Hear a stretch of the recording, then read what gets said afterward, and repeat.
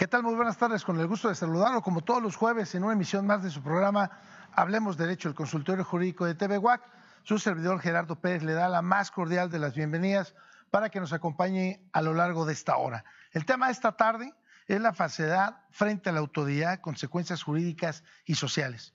¿Pero qué es la falsedad ante autoridad? ¿Qué implica faltar a la verdad o manipular un documento ante un funcionario público o en un proceso judicial con el propósito de engañar? Pues esas son las consecuencias jurídicas que vamos a desarrollar a lo largo de esta hora, porque no nada más acarrea delitos, sino también una sanción que tenemos contemplado en nuestro Código Penal, en el artículo 284 de nuestra ley, que señala al que teniendo la obligación legal de conducirse con verdad en un acto ante una autoridad y lo haga falsamente ocultando la verdad, se le impondrá prisión de 3 meses a 3 años. Pero, ¿qué implica esto? Bueno, pues que acarreen penas de prisión con severidad, depende del tipo de la falsedad y la gravedad del asunto. Mentir, falsear o ocultar la verdad al rendir declaración o presentar documentos ante una autoridad, dígase Ministerio Público, juez, policía, notario, autoridad administrativa, etcétera, y cuando ello pueda influir en la determinación de un asunto o un acto jurídico, pues tendrá una sanción. De esto estaremos hablando a lo largo de esta hora. Acompáñenos. Perspectiva. Diálogo. Información ciudadana. Bienvenidos y bienvenidas a Hablemos Derecho, el consultorio jurídico de TV UAC, con Gerardo Pérez Alvarado. Comunícate con nosotros al teléfono 192-1200, extensión 37120 o en nuestras redes sociales. ¡Comenzamos! Ya estamos transmitiendo completamente en vivo desde el corazón de la ciudad de Querétaro, aquí en el Cerro de las Campanas, en una emisión más de su programa Hablemos Derecho. Si usted me lo permite, primero quiero expresar mi agradecimiento al equipo de trabajo, al equipo de Hablemos Derecho, que sin ellos pues, no es posible que podamos hacer la realización del programa. Quiero agradecer, por supuesto, a Francisco Molgado, que es nuestro productor, por su liderazgo y compromiso, a Viridiana Santana, aquí en piso, que es la responsable de que usted nos pueda ver el día de hoy también aquí, a Edith Segura, a Denise Sánchez, y por supuesto también la profesionalización, entrega y dedicación, por supuesto, de Yamile Hernández, aquí en este espacio. Su esfuerzo, por supuesto, su talento de todo este equipo es lo que hace posible que podamos llevar a cabo la realización de una emisión más de su programa Hablemos Derecho. Y bueno, pues hecho lo anterior y agradecer a los artífices de este programa, permítanme usted invitar a nuestros invitados, a los cuales agradezco enormemente que hayan aceptado la invitación. Y bueno, pues en el orden como los va a aparecer usted en mi pantalla, de izquierda a derecha, como los tengo yo aquí, pues empezaré presentando al maestro Jorge Montoya Rodríguez. Él es licenciado en Derecho por la UNAM, por la Universidad Nacional Autónoma de México. Cuenta con una maestría en Derecho Penal por parte del INDEPAC, fundador de SEO Forense México, ha sido fiscal especial de la PGR, director jurídico de la Policía Federal Preventiva y gerente jurídico de Pemex. Con más de 2 décadas de experiencia en el litigio penal estratégico, es reconocido como defensor de derechos humanos y representa casos de alto impacto en materia penal.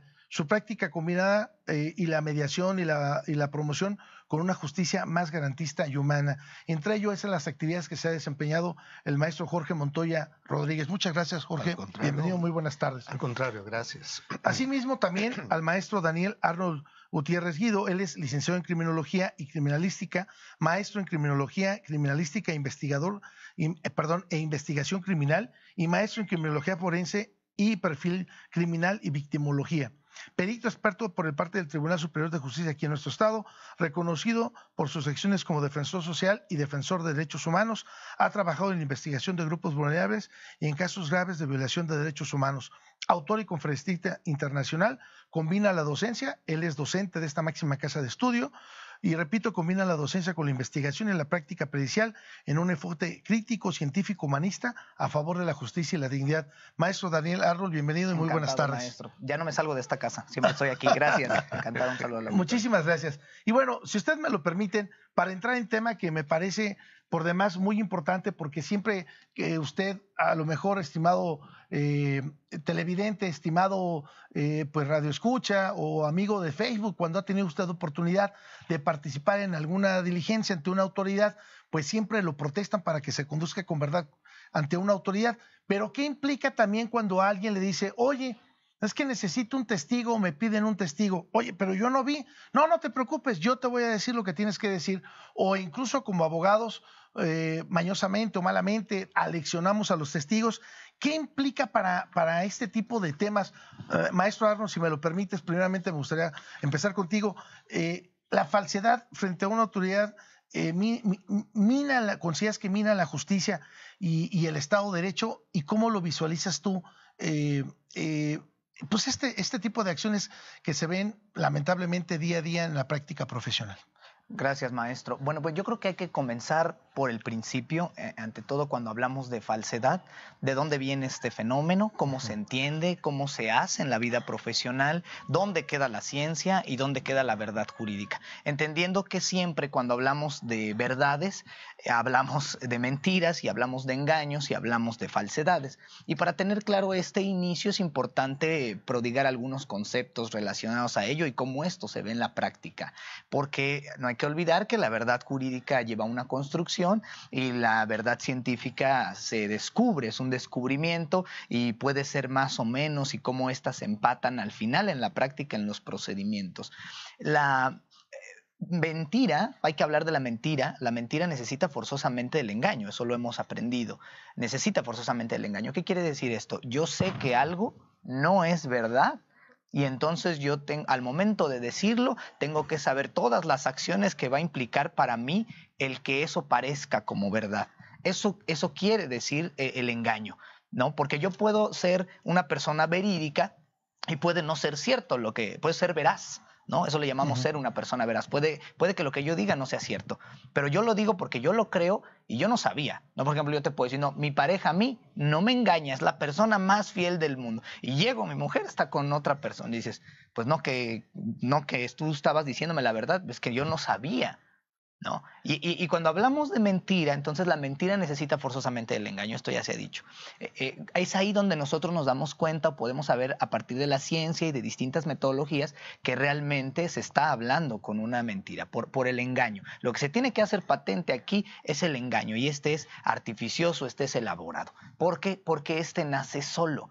Este nace a partir de que la persona consciente sabe que lo que está diciendo, declarando o lo que va a armar, porque puede mentir cualquier persona, puede mentir una víctima, puede mentir un abogado que tenga alguna pretensión, pueda mentir un servidor público que quiere justificar quizás determinada acción, y puede mentir un científico. Nada más que cada artificio, cada engaño, cada sistema elaborado para demostrarte que lo que que no me cachen, que yo sé que no es verdad, tengo que hacer esos esfuerzos, es precisamente el cuerpo de ese engaño.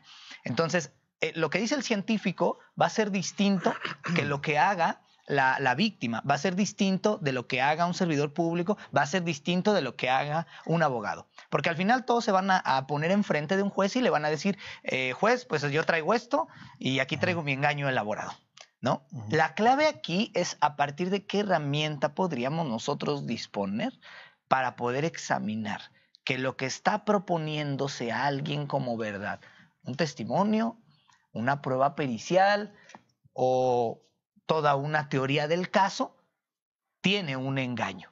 La tarea va a ser aquí ver cómo se realizó ese esfuerzo, cómo se va a hacer patente. La ciencia hasta ahorita es la esperanza, la base general para poder darle confiabilidad a los conocimientos ciertos. Ahorita, en un futuro, veremos ciencia contra inteligencia artificial. ¿Por qué? Porque la inteligencia artificial, que yo la llamo conciencia tecnológica ampliada, yo ya la llamaría inteligencia artificial, tiene mayor exactitud y mayor precisión. Regresamos. Le pido una enorme disculpa porque también, bueno, la tecnología a veces nos falla, y agradecerle también la atención de todas las personas que están aquí conectadas. Después del bloque disipamos las dudas, las inquietudes que usted estimadamente y amablemente nos hace el conocimiento. Maestro Arnold, para cerrar esta primera idea y pasar entonces al tipo penal o los tipos penales que implica esta falsedad. Para cerrar este primer bloque, nos habíamos quedado, te habías quedado en una idea para cerrarla. Sí, claro que sí. Decíamos que la ciencia está en contra ahora, es el versus de la inteligencia artificial, conciencia tecnológica ampliada, porque una es manejada y realizada por personas y la otra es realizada por instrumentos tecnológicos. Estos instrumentos tecnológicos cada día tienen mayor exactitud y mayor precisión. Obviamente eso da mayor certeza de estos conocimientos. ¿Qué es lo que va a pasar? Que en los temas judiciales, y no les extrañe en un futuro, se requiera, pues, como los conocimientos derivados o que devienen de herramientas tecnológicas y de conciencias tecnológicas ampliadas, son más confiables. ¿Qué requieren, por ejemplo, las pruebas periciales? 3 ejes muy importantes: cientificidad, confiabilidad y validez. Si esos 3 ejes los alcanza ahora una máquina, entonces las pruebas periciales del futuro las estarán realizando las conciencias tecnológicas ampliadas y nos va a tocar probablemente ver una estandarización de instrumentos realizados con conciencia tecnológica para poder tener conocimientos más ciertos. ¿Qué quiere decir esto? Podrá ser más o menos rápido en el sentido en el que lo que esté aportando la ciencia forense de hoy día, si no es útil para los problemas sociales a los que atienden las leyes, para los juicios en la materia que sea, va entonces a hacer un quiebre mucho más pronto. Pero hoy por hoy tenemos lo que acabas de comentar. En un juicio, por ejemplo, de carácter civil, donde se habla de una firma y se habla a un perito en materia de grafoscopía y lo que vemos. Trae un perito una lupa que costó 80 pesos, le toma unas fotos ahí con su celular, una marca de una cámara muy vaga, después la amplía, le pone y él dice que la firma sí coincide, usando métodos, por ejemplo, de la comparación formal. No podemos usar métodos de la comparación formal en grafoscopía, porque si yo hago una firma ahorita y 5 segundos después hago otra firma, van a ser distintas, aunque provengan del mismo puño y letra, porque se trata de aspectos neuromotores condicionados por distintos hábitos de escritura. La posición, el papel. El papel, el soporte, el nerviosismo, la comida, el estado de ánimo, etcétera. Comparar va a ser indudablemente que tengas negativos. No lo puedes hacer. Se trata de contrastar, pero eso le pasó a los peritos por leer literatura que en España significa una cosa y que no está regionalizada acá. ¿Cómo saber o dónde abonar? ¿Qué trascendencia tiene esto? Bueno, motivadas las falsedades a lo mejor por ideologías radicales en algunos contextos, otros por intereses muy específicos, requieren que la ciencia forense se solidifique, que tenga verdadera legitimación científica, epistemológica de las ciencias que se están tratando. Cuando hay un verdadero análisis, una verdadera aplicación de una metodología científica, esa materia que a todos les da flojera en la preparatoria, es indudablemente la base de cualquier pericial, la metodología de la investigación científica, ahí está la clave. Tú quieres ahora sí que agredir a un perito en un juicio, vete por la metodología de la investigación, no vas a ver ni idea de lo que está haciendo, porque no comprenden esos métodos filosóficos, epistemológicos que son necesarios en eso del conocimiento. Ahí es donde va a estar la clave para poder establecer si ese conocimiento no tiene validez, por lo tanto no es confiable, no es verificable, no es científico y no tiene certeza por todas estas cosas. Si yo quiero que sea lo contrario, esto es lo que debo tener. Lo que seguiría de ahí hacia la metaperitación o a la evaluación forense sería precisamente descubrir si se hace patente a través de las evidencias que se encuentran, evidencias de conducta, evidencias físicas, si se logra ver indicios o indicativos o evidencias fuertes de ese esfuerzo que hizo una persona en el engaño, de que sabía que no era verdad y hice estos esfuerzos encaminados a esta cosa. No hay crimen perfecto, lo hemos dicho, solo malos investigadores. Y ahí me lleva a preguntar, maestro Jorge, si me lo permites.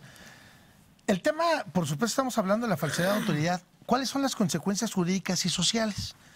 Ya nos da un entramado muy interesante el maestro Arnold, pero en 5 minutos, maestro Jorge, discúlpame el tiempo, pero bueno, en 5 minutos que me puedas decir cuáles son las consecuencias jurídicas, partiendo de la base que tenemos falsedad de declaración, que tenemos falsificación de documentos, que tenemos falsificación, bueno, más bien el uso de indebidos documentos o estos que estén alterados, etcétera, etcétera. ¿Cuáles son las consecuencias jurídicas, maestro Jorge?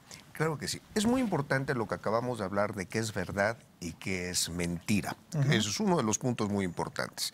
Porque, por ejemplo, en el caso específico del 284 del Código Penal del Estado, habla el que haga falsamente u ocultando la verdad en un acto ante una autoridad. Sí. Entonces son los puntos importantes que hay que partir del conocimiento del que tengo, de lo que estoy haciendo, lo estoy diciendo, es totalmente falso. Ahora bien, dentro del mismo Código Nacional está otro punto del artículo 285 que nos habla el que presente testigos falsos conociendo esta circunstancia. Entonces, precisamente lo que estábamos hablando de lo que es la verdad, lo que es la mentira, lo que es la falsedad. O logre que un testigo, perito, intérprete o traductor falte a la verdad o la oculte al ser examinado. Es muy frecuente que los litigantes presenten algún perito direccionado, lo que le llaman peritajes sesgados. Entonces, uno de los puntos que aquí existe, efectivamente hay un hecho que la ley lo está contemplando como un delito. La cuestión es la tipificación. Entonces, esas son las consecuencias de que para efectos de poder uno ejercer su derecho de defensa o acreditar una acción, el complicado tema viene y consiste exactamente en el conocimiento de lo que yo estoy haciendo como abogado, va encaminado a la cuestión de un tema de la realización del acto en el punto. Ahora, ¿qué es lo que también contempla el Código Penal? Habla de penalidades. Estamos hablando de 3 meses, 3 años en la primera parte de la falsedad ante una autoridad, es una de las consecuencias. Si el agente se retracta de esa declaración, únicamente se pone la cuestión de la multa. En el tema del 285 va de 6 meses a 3 años por presentar un testigo. En el 285 habla el que soborne, amenace, intimide, persuada o aleccione a una persona para conducirse con falsedad ante una autoridad de 3 a 6 años. Entonces, sí están previstas estas conductas por parte de nuestro Código Penal para efectos de que las partes dentro de un procedimiento efectivamente se encuentren realizando sus conductas bajo principios de lealtad como profesionistas que somos. Maestro, rapidísimo. Advierto, sí. Nos quedan 2 minutos, pero te quiero comentar para cerrarnos con esta idea y para que la gente, regresando a la pausa, vea la importancia del tema. ¿Cómo afecta entonces el resultado de un juicio que la testimonial que se haya presentado haya sido completamente mentira? Y 2, ¿puede una persona ser absuelta al demostrar que la acusación en la que se basó es falsa o es llena de mentiras? No, totalmente, totalmente. Aquí el punto es también el logro de la interpretación que haga el juez en la valoración del conjunto de las pruebas. Si yo presento un testigo que vaya condicionado hacia una cuestión de la falsedad y existen pruebas o otros indicios dentro del expediente que permiten acreditar la no idoneidad de dicho testigo, es fácil poder tener una resolución diferente. Si ya estamos hablando de una sentencia, ya lo dijo también la Corte, en la cual se pueda aplicar la presunción de la inocencia con posterioridad después de la sentencia emitida, es factible que se pueda revocar la cuestión de la resolución. Entonces, el Código Penal está previsto e inclusive no hay que olvidar el 309 del Código Penal, que también habla del actuar de la conducción del abogado en el hecho de propiciar y presentar un testigo falso a sabiendas. Pero todo esto parte del punto muy importante que habló el perito: conocer la verdad, conocer la falsedad. Y ahí también la responsabilidad, como tú lo comentas, maestro Jorge, del abogado que presenta documentos falsos sin verificar incluso la autenticidad. En definitiva, y esa es la obligación para efectos de hablar precisamente de la parcialidad que debe tener el abogado en el tema y la imparcialidad hacia ante la autoridad. Maestro, vamos a la pausa. Adelante. Porque si no, terminamos. Vamos a la pausa y regresamos. Acuérdense que estamos hablando de la falsedad que realiza una persona y cuáles son las consecuencias jurídicas. Vamos a la pausa y regresamos. En unos momentos regresamos.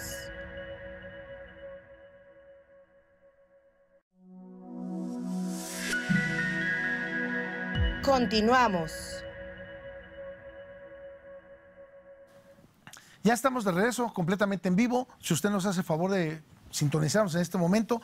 Les recuerdo que estamos hablando de la falsedad frente a autoridad, las consecuencias jurídicas y sociales, y tenemos como invitado al maestro Daniel Arnold, criminólogo forense, al maestro Jorge Montoya, como abogado penalista. Si ustedes me lo permiten, tanto maestro Arnold como maestro Jorge, pasar a las preguntas de todas las personas que se hacen favor de conectarse con nosotros a través de las redes sociales de esta página de Hablemos Derecho, como lo hace Santiago García. ¿Qué consecuencias legales y sociales puede tener mentir ante una autoridad o presentar información falsa? Correcto. Respecto a esta pregunta, el Código Penal establece diversos artículos o diversos delitos. Conforme se acredite uno de ellos, tendrá sanción tanto privativa de la libertad como de multa. Muy bien, muy correcto. M.A. Luisa, excelente ponente. Felicito al maestro Daniel, al maestro Jorge. Luna, hola, buenas tardes. Quiero preguntar, ¿cómo se aborda la relación entre el comportamiento criminal y los factores sociales, culturales y psicológicos dentro del marco legal? Muy bien. Pues me acaba de dar el contexto y el material que hace la criminología forense.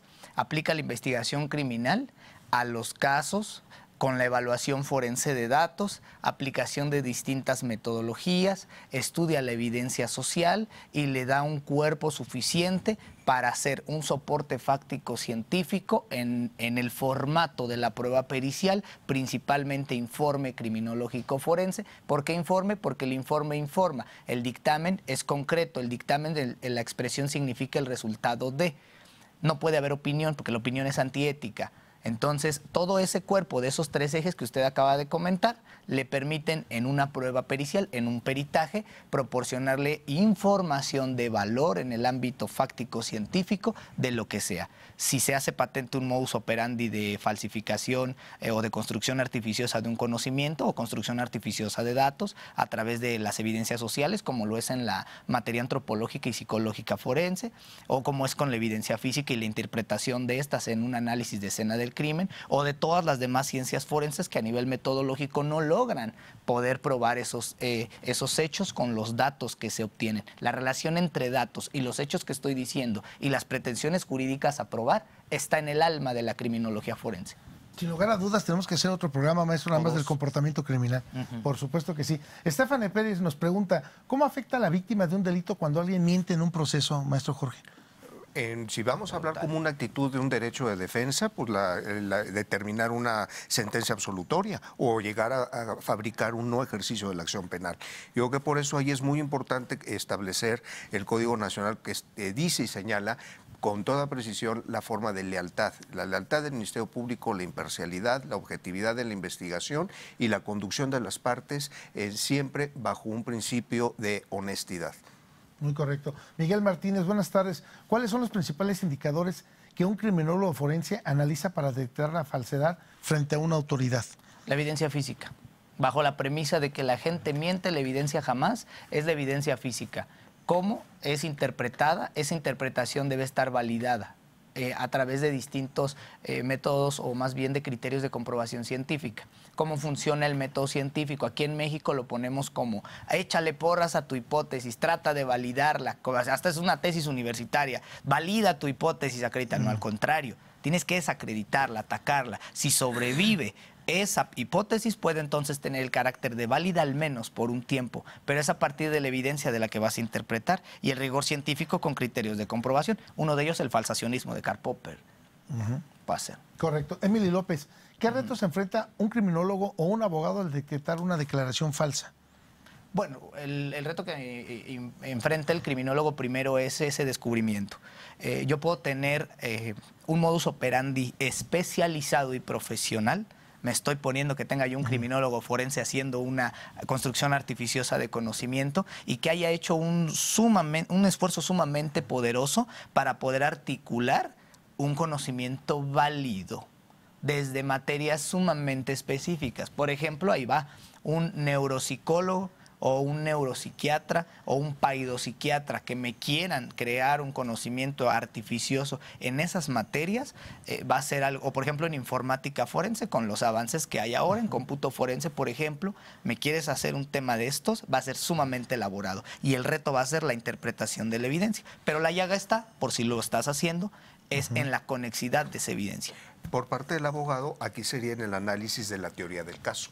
Habría que ver cómo lo está construyendo el Ministerio Público, cómo lo está construyendo la propia víctima, hacer la revisión y análisis de los documentos, de las entrevistas, hablar de la psicología del testimonio, hablar de la cuestión de los métodos científicos de los peritos que están manejando en los datos de prueba. Aquí es muy fácil poder analizar la eficiencia del dato de prueba. El 261 establece con claridad y precisión qué informa, qué da el dato de prueba para poder hacer un indicio razonable para efectos de una determinación. Muy bien, muy correcto. María Fernanda, ¿por qué cree que la sociedad se normaliza al mentir ante la autoridad? ¿Y qué riesgos genera esta conducta?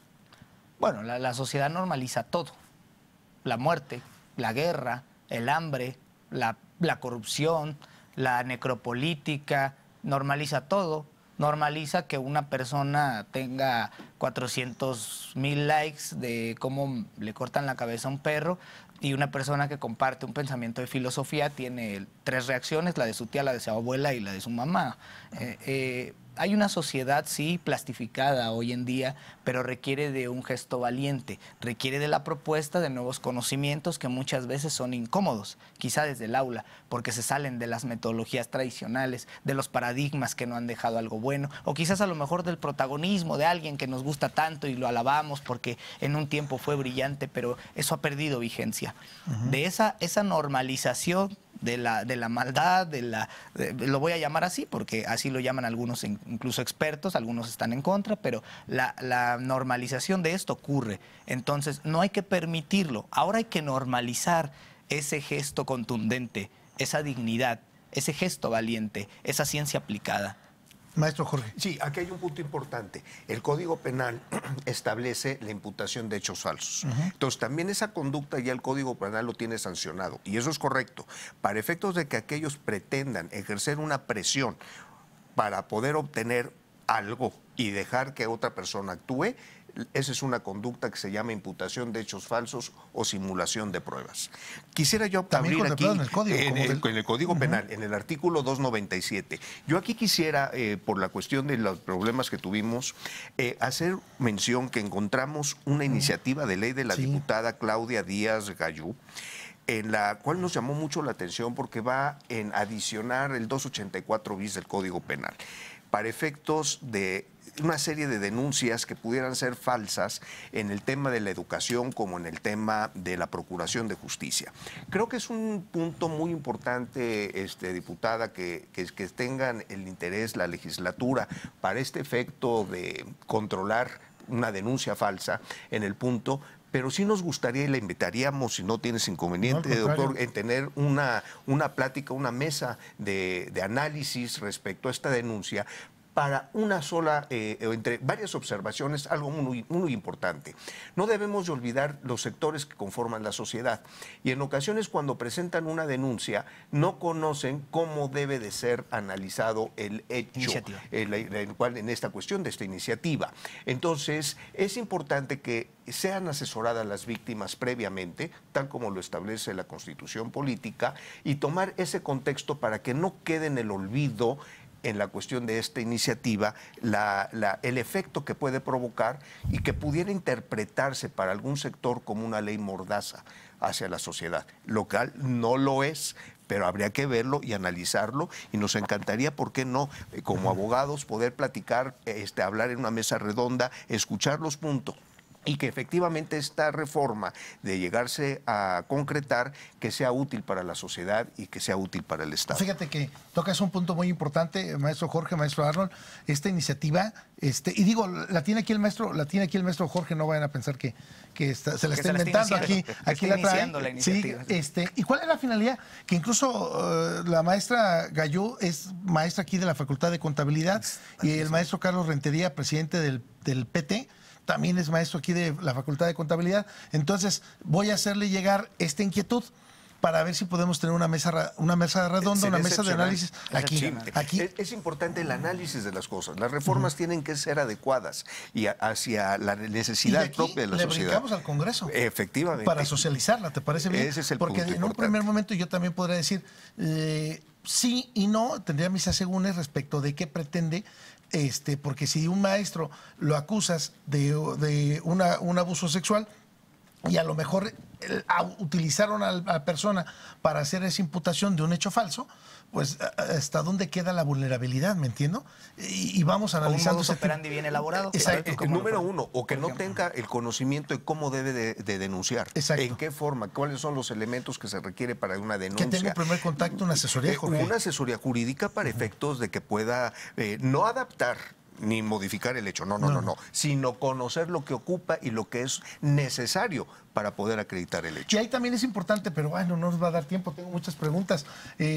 La reparación del daño, Jorge, porque ¿qué sigue después de la falsedad o de la imputación de un hecho falso? Claro, que la persona pueda, imagínate en un delito de orden sexual, en donde no necesitas testigo, no necesitas testigo, pues es preponderantemente tu verdad, no tienes por qué no creerle a una persona víctima de un abuso sexual o de una conducta de orden sexual. ¿Dónde queda la dignidad, la integridad de esa persona? ¿No? Y dos, no quiere decir que sea potestad siempre del hombre, también puede ser una mujer la sujeto activo, ¿no? Y hemos tenido pocos casos, pero sí hemos tenido. Incluso en cuestiones de jerarquía, donde es jefa de algún departamento, no se diga la iniciativa privada, y está acosando a un acoso laboral. Ajá. Y entonces, bueno, el tema es, ¿qué sigue? Porque pierdes la honorabilidad, pierdes tu trabajo, la familia.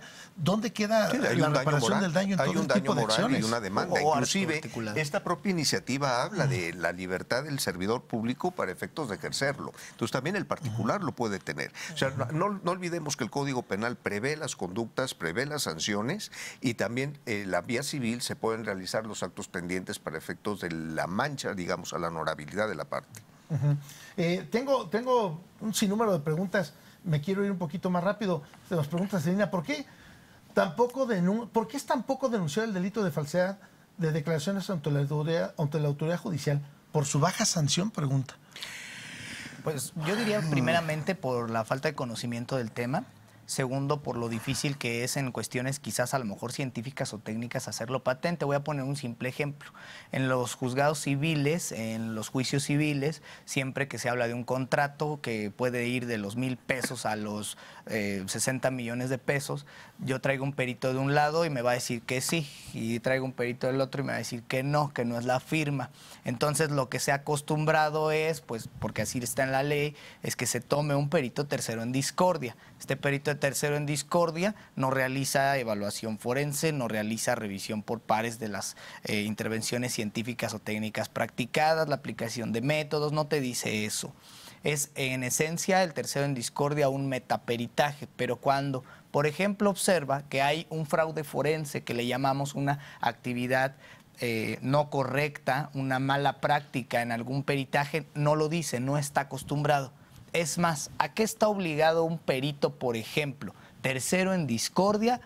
Y no lo digo yo, está ahí en el Código Nacional, a que si observa un documento falso, regularmente el perito dice, bueno, es un documento no auténtico, a lo mejor sí dice el proceso falsificatorio del documento, a lo mejor no, pero ¿qué dice, por ejemplo, el 222 del Código Nacional? Toda persona que tenga conocimiento de un hecho con apariencia de delito está obligado a denunciarlo. Por lo tanto, el científico forense, documentólogo forense, que fue el que arribó primero al examen forense y fue que a través de un conocimiento cierto, metodológico, etcétera, y con su deber como auxiliar en la administración de justicia, pues es el primero que se dio cuenta de que hay un hecho con apariencia de delito. No debería ser él el primero que le pida al juez que le dé vista a la fiscalía correspondiente para ello.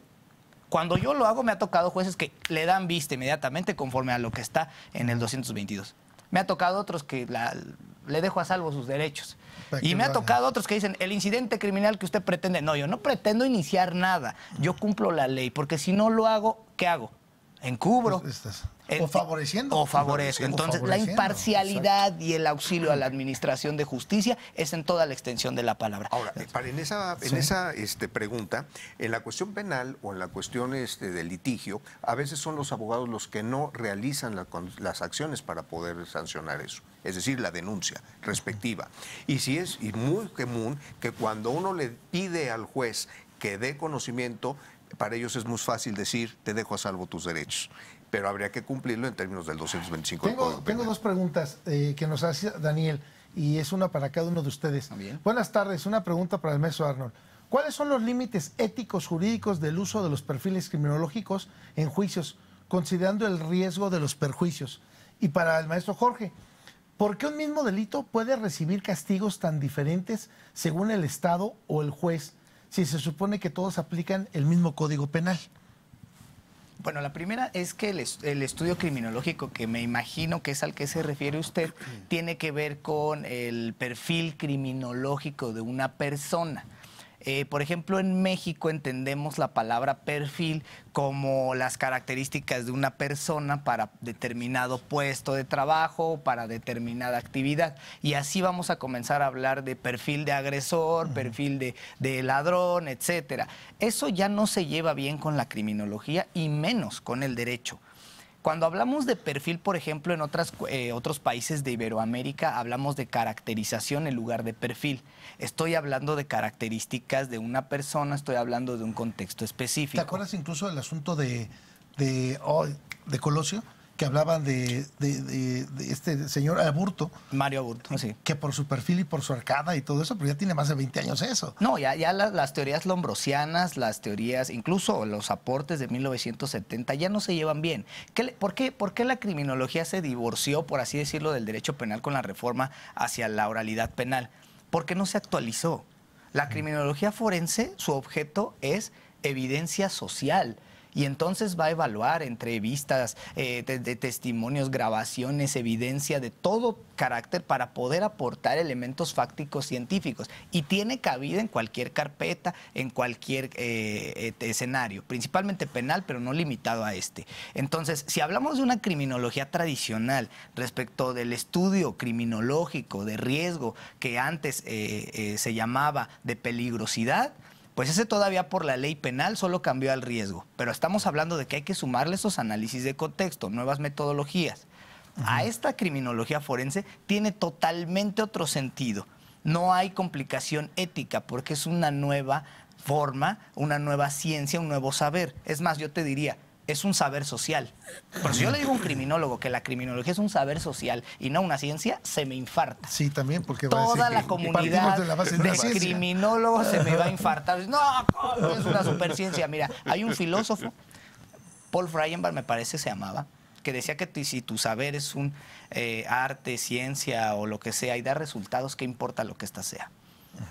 Maestro Jorge. Contestando en el tema. Sí. Si estamos hablando de un delito del fuero común, efectivamente, cada estado de la República tiene su tipificación. Habrá algunos estados que ni lo consideren como delito, ¿sí? Y la penalidad, pues es lo que el Poder Legislativo en su momento lo ponga. Si estamos hablando de un delito del orden federal, pues el Código Penal Federal es el aplicable en toda la República, de acuerdo a su competencia.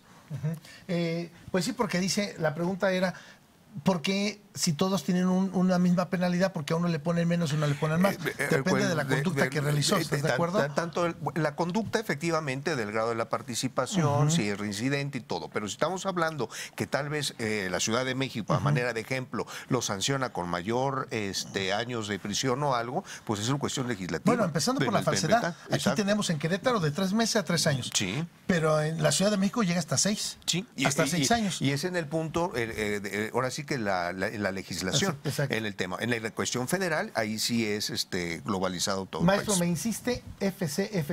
¿Qué esta dice? Pregunta se la haga al maestro Jorge. Buenas tardes, excelente entrevista. Una duda, ¿hasta qué punto resulta constitucional la sanción penal por falsedad de declaración, considerando que puede entrar la tensión con el derecho a la no autocriminación y las garantías del debido proceso? Bueno, yo creo que aquí la pregunta es un poquito capciosa, Sí, pero vamos sí, a ver claro. la tarjeta.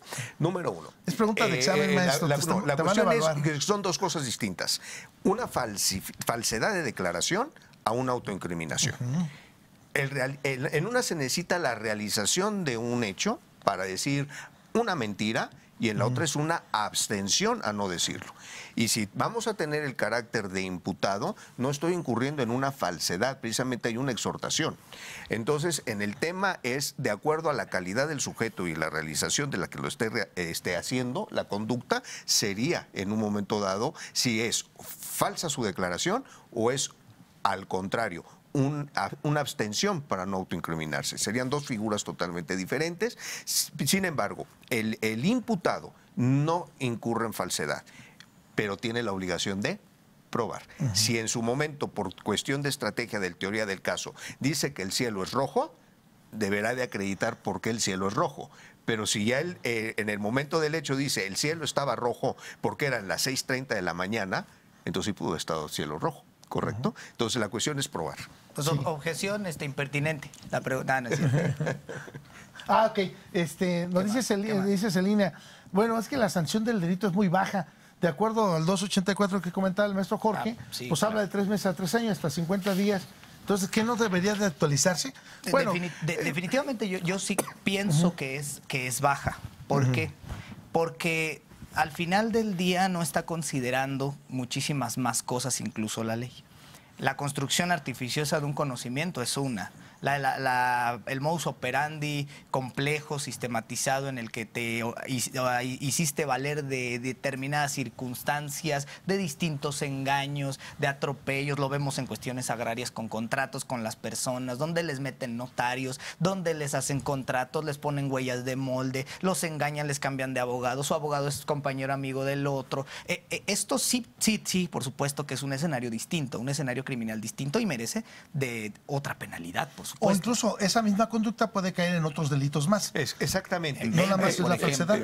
Efectivamente. Maestro, nos queda menos de un minuto si no nos sacan. Poder haber otro tipo penal. Recuerden bien cuáles son los elementos objetivos, subjetivos del tipo penal y la cuestión de la conducta. Bueno, tengo muchísimas preguntas que quedaron todavía en el tintero, pero espero que tengan el compromiso de que se puedan ustedes comentar y comentarlo. Agradecerle al maestro Daniel Arron y al maestro Jorge Montoya y nos vemos el próximo jueves. Hasta luego. Gracias. Hasta luego. Gracias.